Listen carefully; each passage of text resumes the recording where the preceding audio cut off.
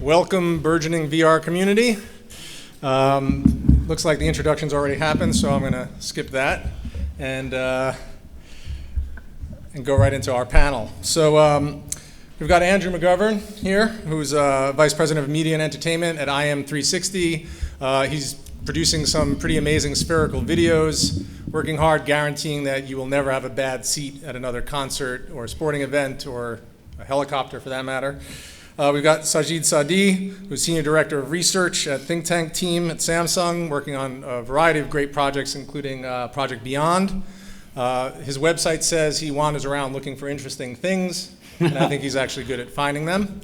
And we also have Brandon Zamel, who's CEO and founder of Springbok Entertainment, pushing the envelope in immersive content, most recently with a very interesting, humorous, and kinetic music video for a group named, who's that? That is Galvanized Souls. Very good piece. So I'm going to jump right in with the first question, which is, I want to hear from you guys what the first VR experience that you had, the very first VR experience, the most seminal experience that grabbed you and said, I've got to do this, I've got to get into this and be in this field. So, Brandon? The Virtual Boy. In the early 90s. The idea of being able to transport to a different world is obviously something that everybody here is super excited about. And as a gamer, in my own personal life, that's a core of that experience. And the Virtual Boy certainly promised it. I don't know how much it necessarily delivered, but it certainly planted the seed in my head from very early on. And then up until this point, the more recent wave of VR, it was actually over at Wemo. I had the privilege to see some of their early work, or they're now Weaver, but I had the privilege to see some of their early work, because they were one of the first folks to really embrace the space in a professional way. And it's a very promising medium. We're all very excited about it. Excellent. And Andrew, how about you? First VR experience? Well, I think it kind of dates back to when we were working with Google on Street View. That would have been about 2006.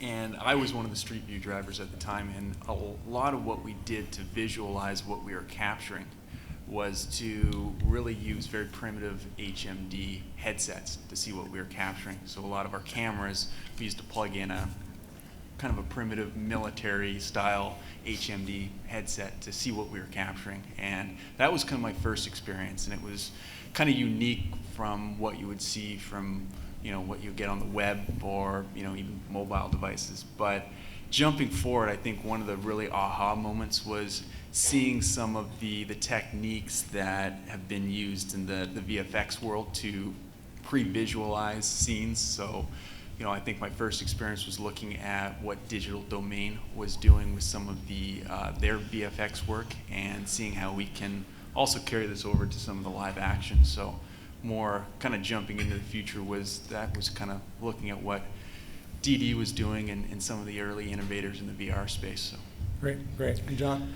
I'm pretty much a traditional TV and film guy initially, so I'm probably newer to the game than a lot of the people up here, but it was with immersive media, I was meeting with the CEO, and he goes, it was more spherical, it wasn't a full VR, but he literally pulled his iPad out and goes, here's one doing, he showed, I was underwater or in a roller coaster going around 360, I go, I'm in. That was it. It was the quickest pitch in history. It was 30 seconds and I'm in. And as Andrew just echoed, what's happening now, and the reason I think we're all sitting here is that IM360 is a joint venture of immersive media and Digital Domain, which is an Oscar-winning visual effects company, and they won an Oscar for Benjamin Button, Iron Man, all these things. And so the collaboration of these technologies is unbelievable. So what we're seeing as we speak right now is blowing my mind, and I'm in it now. And for example, last week I was walking on Mars, fully immersive experience, walking on Mars, and I was freaking out. I'm 6,000 feet up looking off a cliff, and it's as real as I'm talking to you. So, well, that's good. You bring up a good point there, which is, I'm assuming Mars was a computer-generated synthetic world. This is a live action panel, so I kind of wanted to ask you guys about that. What maybe draws you to live action as opposed to synthesized worlds?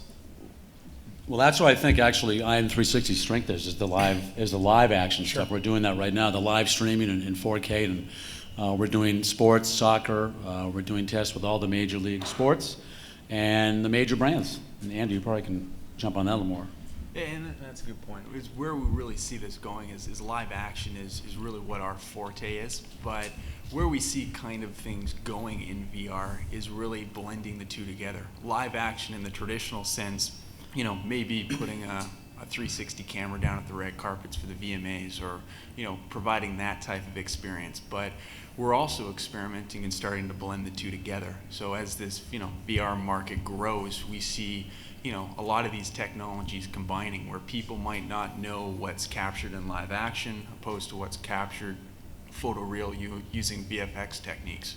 A good example would be, you know, our Nike project we did with Neymar. It's called the Neymar Junior effect, and that used a combination of both, you know, traditional live action approaches that we did in 360, and then combined it with, you know, very high-end VFX techniques as well.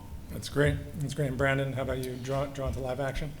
I think a big part of it is in storytelling in general, we're always trying to tap into this emotional connection with our audience. And certainly when you find yourself as a storyteller being attracted to new and innovative tools to be able to connect with people, you kind of welcome the challenge, not only from the technical side of it, but as well as engaging and establishing that discourse that ultimately needs to be created. I think we all see the potential of the emotional impact that virtual reality can have in the future.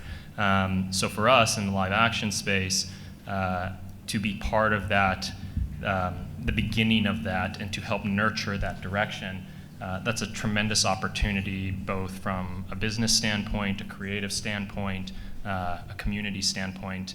It's a very unique time, and live action offers a lot of that. I totally agree.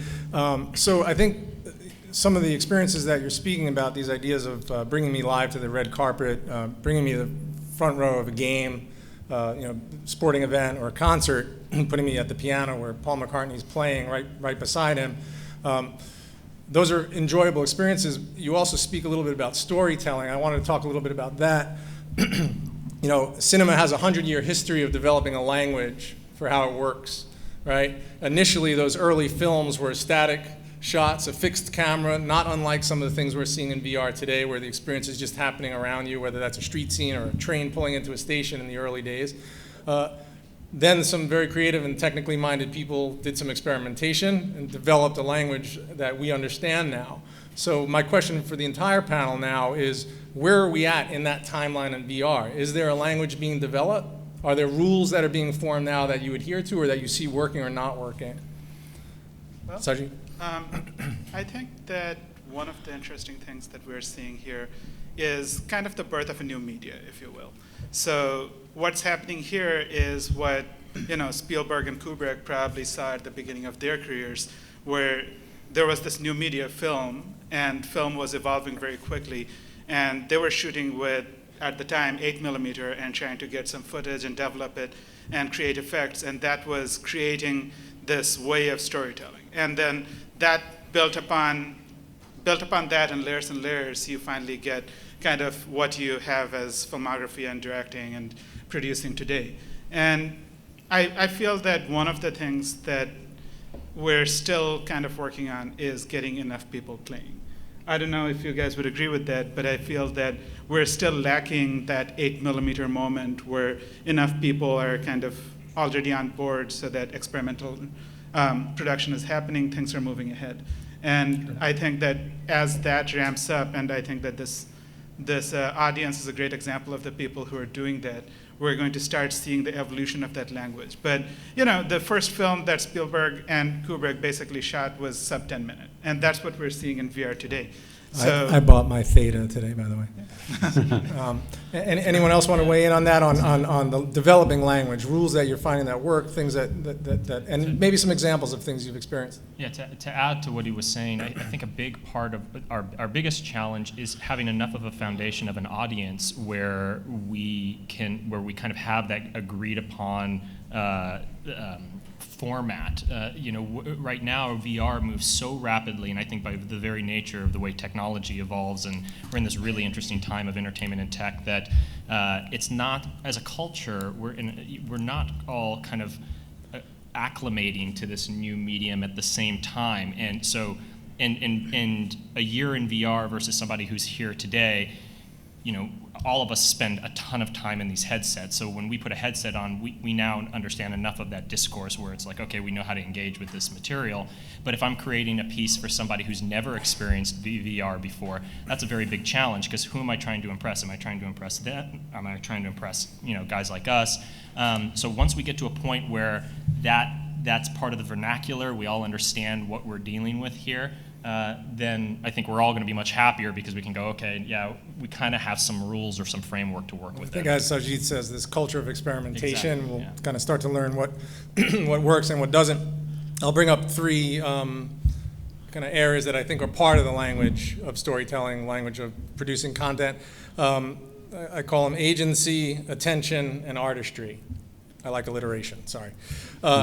So agency, we'll speak about interactivity, which is one of the things we plan on speaking about today. So interactivity for me may mean giving a viewer some agency, some control in the environment. So I wanted to talk about maybe some technical and creative challenges of that. Again, where you're seeing that, what differentiates between, let's say, a game or a ride experience and full engagement. I think part of that is the case of, obviously, when you're filming in 360, it's a whole different type of filmmaking. It isn't like traditional going to film school and you have your master shot, your wide shot, your coverage and close-ups and reaction shots. You get one shot, basically, when you're shooting this kind of way. So not if you're Brandon. Exactly. Brandon threw that out the window. Right. Yeah. Exact exceptions. But 360, you've seen everything behind you. I know that we did a music video with Taylor Swift, and we had to clear the lights and clear the sets, and we do a couple of takes and move on. But getting back to your earlier point about the storytelling aspect, I think that is really the critical aspect right now. I think it's a brand new medium. It's kind of the Wild West in some ways right now, and everybody here is learning almost, but the technology is changing so fast. We're announcing a new feature today, Rhino 360, where we call it a virtual reality village almost. It's a director's toolkit where he can put on the headset and actually call action while looking at the virtual scene at the same time. And then you can record it, play back what you just shot in real time. It's just, it's incredible. So that is how fast it's changing. But stories really are where it comes down to. How are you going to tell the story and what matters? We've done a lot of work with Samsung. They've been a great partner, and one thing that comes to mind, and I know I'll get it back, but Live Live, is it, Andrew? Sorry? The birthing, the story about the... Yeah, the Samsung one. So what that was a family in Australia. The husband could not make it back. He's on the other side of Australia, and he can't get back to see the birth of his third child, so we put a camera inside where his wife is giving birth and did a whole story around the husband puts on the headset, the Samsung Gear VR, and watches it and actually experiences the birth of his child, and it's a killer piece. Well, that's a great segue for the next alliteration. Okay, I'll shut up. No, attention. So a guy watching his wife give birth, there's probably not really a question of where he's going to be looking, even though it's spherical and he can look anywhere in the room, right? But there are other experiences where you do have this, maybe that's a form of agency or form of control, is your attention. So can we talk a little bit about the importance of directing attention? Do we prefer something that's more free form where people can explore, or is it really required for the creator to let us know where to look at a given point? I think it just depends on the piece of content. I mean, certain content, you have a very specific area. I mean, and that's no different than traditional entertainment, whether it be a game or a film or TV show.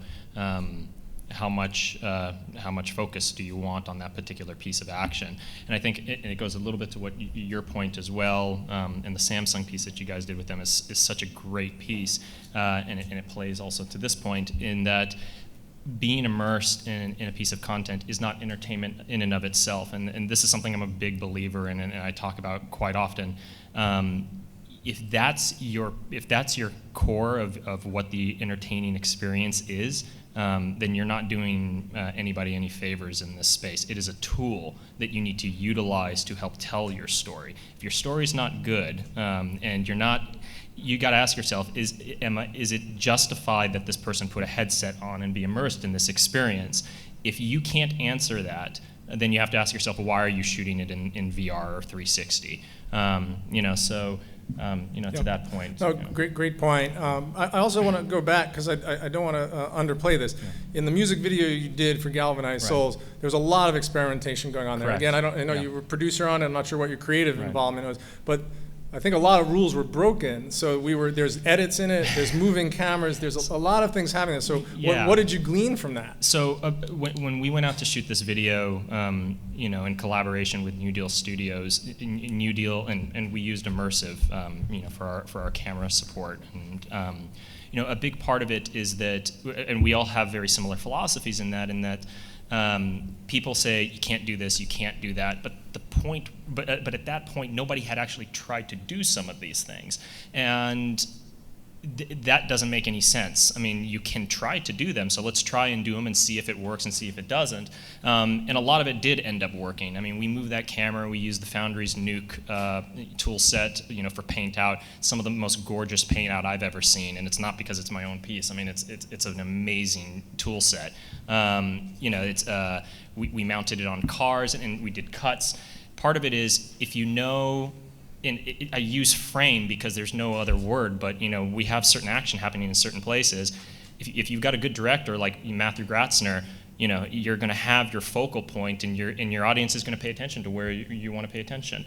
You still have autonomy when you watch television, right? I mean, you still have the ability to turn away from that screen, and if a director isn't doing his job, you're going to do that, whether in a movie theater or at home on a television. In that sense, there are similarities with VR, so keep that in mind. Interesting. Actually, just to comment on that a bit further, one interesting thing that I noticed here was that we also did a lot of test shots when we were in the process of developing our camera research. And one of the things is that how do you normally direct attention? You pan, you zoom, you move the camera, right? Things that you do with the frame, because there is a frame. But I think, as was pointed out, there is no frame. And so a lot of the rules that we built up around the idea that we have full control of the visual input of the user has changed. And so it really becomes kind of this much more directing the user towards the right thing, but not so much leading them around by the nose. And is theater a better metaphor then in some ways than cinema? I think in some ways it is, because when you look at theater, usually you really can't foveate on the entire stage, especially if you're not sitting so far back, but you're actually sitting somewhere where you can see the actors. So when you're foveated, you're really able to go to the other end of the scene and actually swap out a set piece even, and nobody will notice. It's kind of the dancing bear effect. So how you capture and manage attention becomes much more of this almost a visual trick rather than just moving the camera and then all of a sudden you're zoomed in on somebody's face, and so everybody knows that you're zoomed in on this face, and so that's the important thing. Yes, very important. I'd also say that a lot of it comes down, and part of that tool set you're talking about is, audio plays a big component into how you're able to direct users' attention within a VR environment. Because fundamentally, it's you don't know where your viewer is going to be looking. You can use audio techniques. Binaural sound, 360 audio, are very powerful in the sense of directing a story or a narrative. Also using how you compose your scenes. How does actors and talents, how do these objects or people interact with the camera? How do they direct a story through? A lot of it's very experimental at this point, but there are tools and ways in which you can help guide the narrative through. And lighting is a huge part. Absolutely. Audio is its own character, really. Yeah, absolutely. Really good points, guys. So now another thing I wanted to touch on was motion or locomotion or movement through scenes. Clearly, we are capable of doing this in synthesized world. In live action, we're just starting to scratch the surface. We've seen Otoyo do some light field renderings to try and get at that. Can we talk a little bit about that? Is that a place where we think we're going? Is that something that's desired? How far are we from it? Locomotion in live action. You mean just to be clear, like the ability to actually navigate within the space, or moving the camera itself? No, to have control over your movement. I think it's fundamentally how it's been approached now, and typically with VR, if you approach it just from moving the camera, there's always this sort of disconnect between, the viewer sitting there with the headset on and, being stationary and visually seeing something that is moving, and them as the viewer within that video, moving throughout a scene. So one of the very cool things, we're beginning to experiment with is using a lot of motion capture technology and tracking, where we can create a 360-degree, live action environment, and begin to give viewers the ability to not only move within that environment, but also to begin to create the ability to digitize humans where they can begin to interact with them. So it really is more or less carrying over the viewer from being a passive user in a story or an experience, and really giving them control where they're actively part of a story. I think that light field capture is actually a really interesting technique, and to the extent that the light field capture works well, it's a good way of moving around. But there's a difference between being able to move a small distance, and I think what we're kind of talking about, which is in the narrative sense, kind of you see a mountain, you walk up to the mountain, and you start climbing it.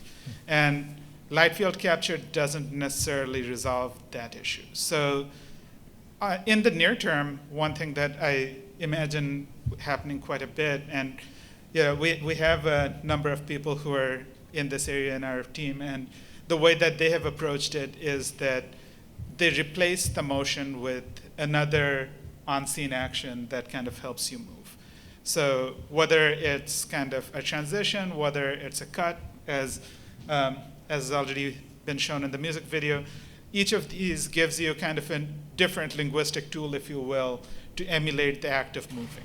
On the other hand, I think that in the future we'll be seeing more and more of what was just talked about, which is being able to capture the environment and create hybrids, where part of it is the live motion scene, but just like open world video games, if you want to move away from the village and start climbing a random mountain, you're free to do so. It's not that it'll be particularly interesting except for your sense of adventure, but there is that open option which gives you that sense that, all right, I can go anywhere. And I think that just the ability to go anywhere changes how we tell that story. Yeah, that's a great point, and that really speaks to the fact the idea of VR is really a new medium, because what we're talking about here is a different kind of storytelling, where we can actually start to follow a story as we determine, not necessarily. It covers so many areas. You got the gaming side we talk about. We have traditional broadcast companies. We did all of Conan O'Brien's shows. We're doing the VMAs tomorrow for CBS. And the traditional broadcast, you have commercials, you have the gaming, you have the music videos, you have all these different sides, and they're still kind of learning how to best utilize it. That's great, thank you. So I guess next question would be, and we've started to touch on this a little bit, is where are we going? Where are we going with live action VR? Where do you see it 5, 10 years? What's the trajectory? I kind of really see, live action as really overall VR, I think offers kind of a different experience in terms of, you look at traditional television, it's very passive. There's no interactivity involved. You sit there, you watch a screen that's in front of you. What we're seeing with, evolution of mobile devices and, the evolution of these VR headsets is they offer, storytellers the ability to, add that level of interactivity, into stories. So whether it's, creating more of a passive VR experience where you're just immersing someone into a scene, or providing the ability where viewers can start to interact with those scenes.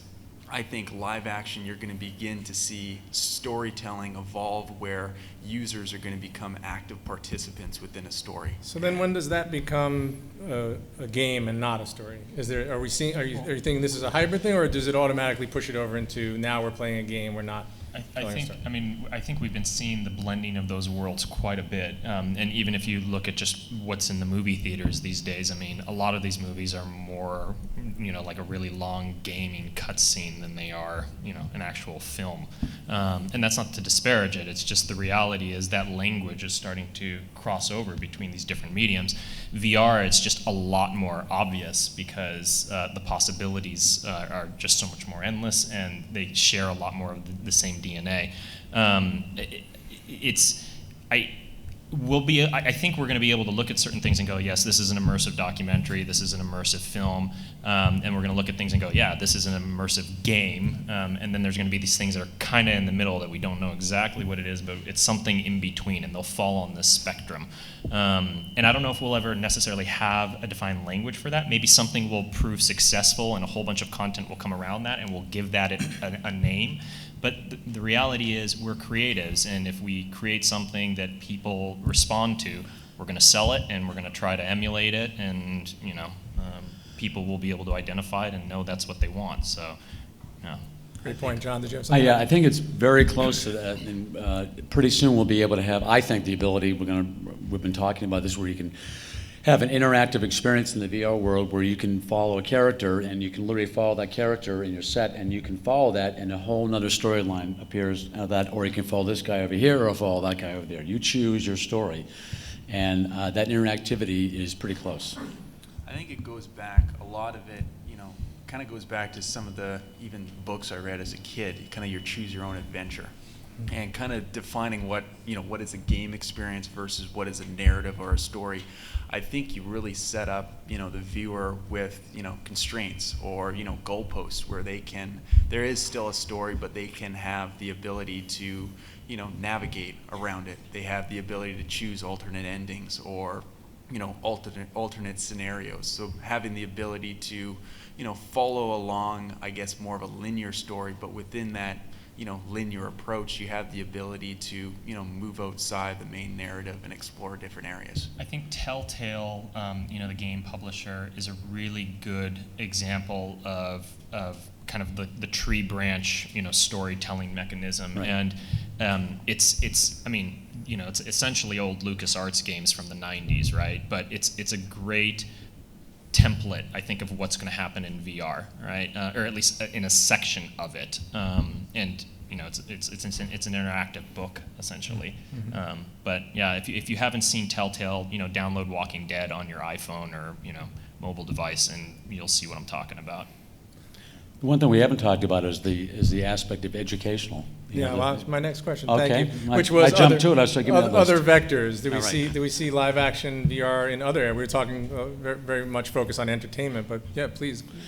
We see obviously that's something that we're looking at, but that's, as you can imagine, the opportunities to educate people in a totally immersive environment is just endless, and obviously that's going to be a major factor. And I think everything we work in, whether we like it or not, I'm just going to imagine immersing yourself as your children, trying to teach them the alphabet or numbers or whatever it is, Excellent. Baby Einstein on steroids, I really look at that on the education side is, VR is great for, the ability to tell stories or, share a live event such as, Super Bowl or something.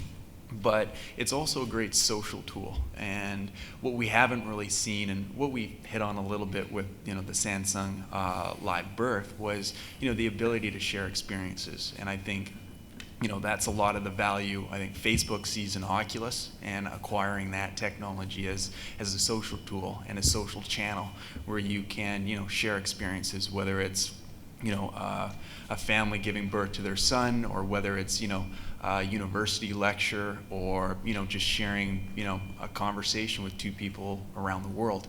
I think VR and the ability to, live stream and share these experiences really provides kind of a next generation of a social channel.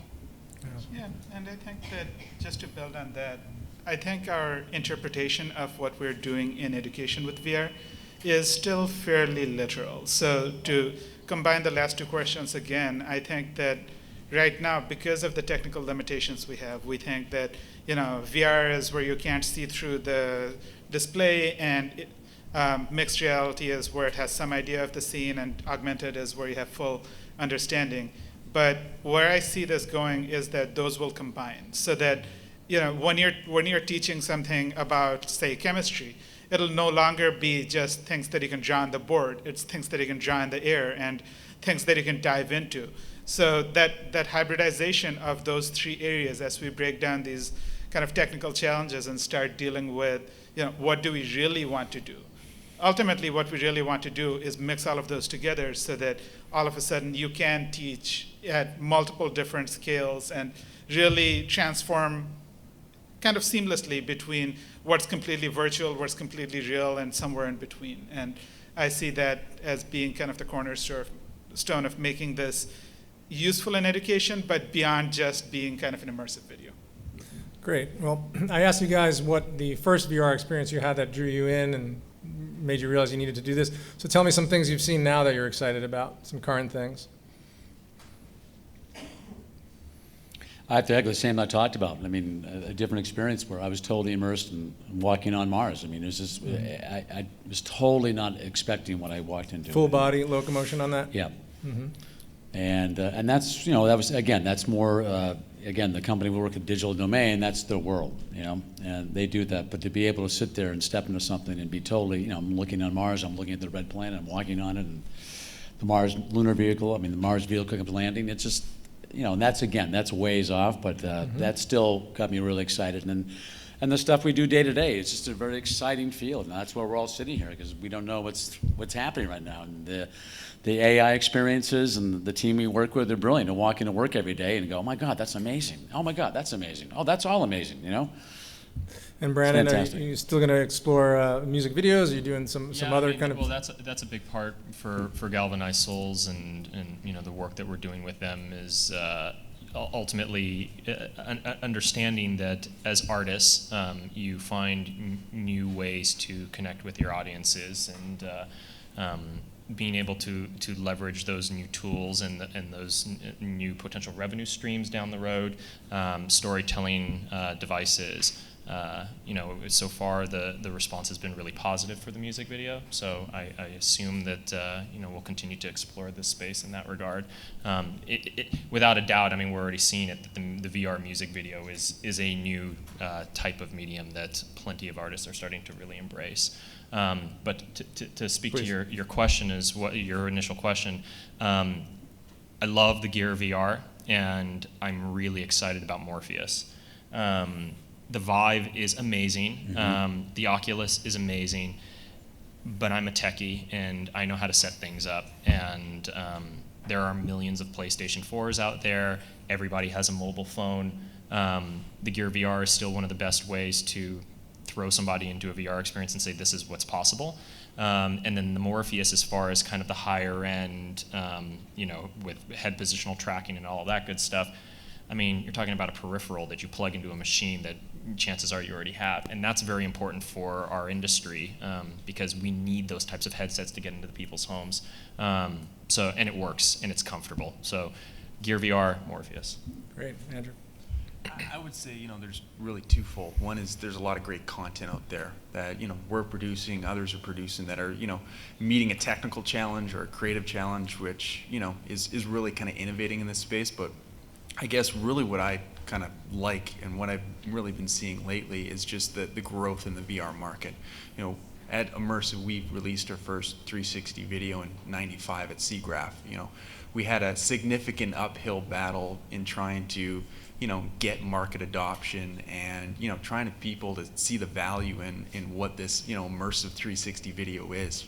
And seeing, people like Samsung and Facebook and a lot of, major, organizations starting to get behind this now, and then seeing the adoption from, anyone from the content producers to even the end viewers, and seeing what they're doing to kind of innovate and grow this market, that's really the most exciting thing about it, is seeing where this has come and where this is going to go. Thanks. Something would you like to add? Just to wrap up your first and your last question.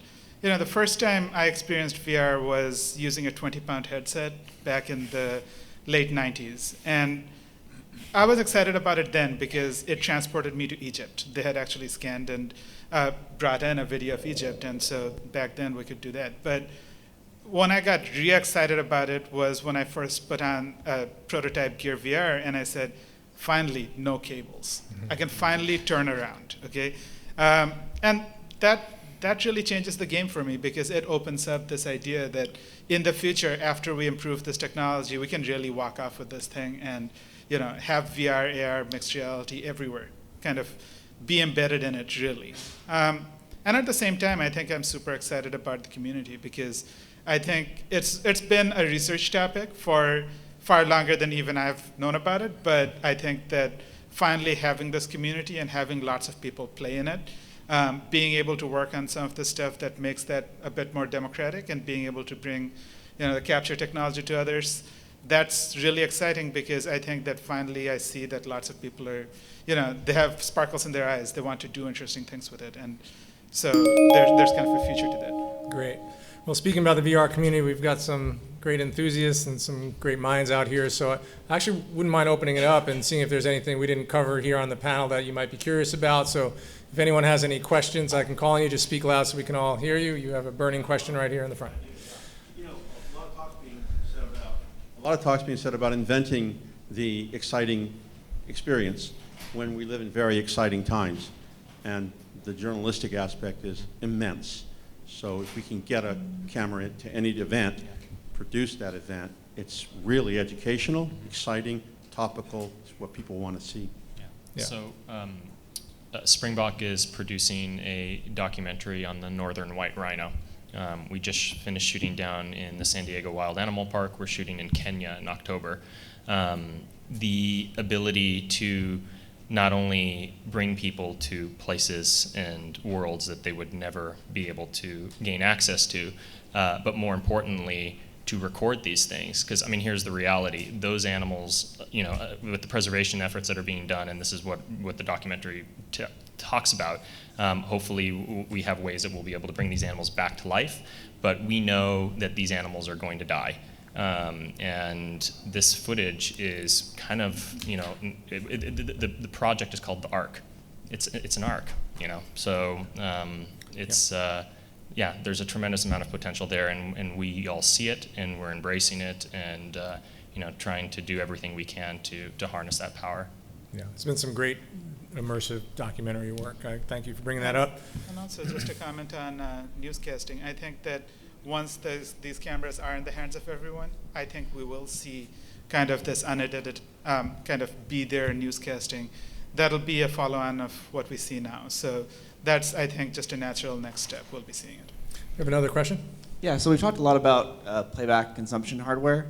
What kind of advancements in the capture hardware, camera devices, do you see as necessary to kind of propel this market forward and make live action capture easier or more compelling for a content creator? Auto stitching. I really see the biggest kind of hurdle right now, what we're seeing in the capture or the content creation side is really an easy workflow. And let's be honest, stitching is not easy. And not only is it time consuming, it's expensive. There's a lot of creative limitations around it, being able to visualize what you're shooting. A lot what we're doing in immersive and what we've always approached things at is how do we go about and create a very clean, easy workflow where we can give someone all the tools necessary from a hardware side to go out and capture something, and then provide them a very easy pipeline to get that out to their viewers, whether it's recorded content or whether it's live. All the pieces of that workflow always tend to change and evolve. Higher frame rate cameras, stereo. And this monitoring that they're talking about too, that's huge for us. Pre-visualization. Yeah, we need that so badly. Yeah. How can you turn something around? So. Sajid? And actually, that's part of what we work on, So trying to reduce the camera to something like this, I'm using this as a prop, but what we're working on is really democratizing access to both sides of this. One of them is the camera side. Can we make a point and shoot VR camera? And the other side is, capturing is great, but as these guys said, auto stitching. So, I've basically wasted about the last year of my life looking at auto stitch along with 6 other people. Because it's a hard problem, especially if you're doing it in 3D, then it's a 5 times harder problem. But at the same time, as I was saying, democratizing this technology really requires solving those two problems. And I think that that's what Samsung does. We're doing it with Gear VR, and we're doing it now with the camera. I'd like to thank the panelists. I'd like to thank everyone for coming, and I think looking very much forward to the developing language. Thank you, guys.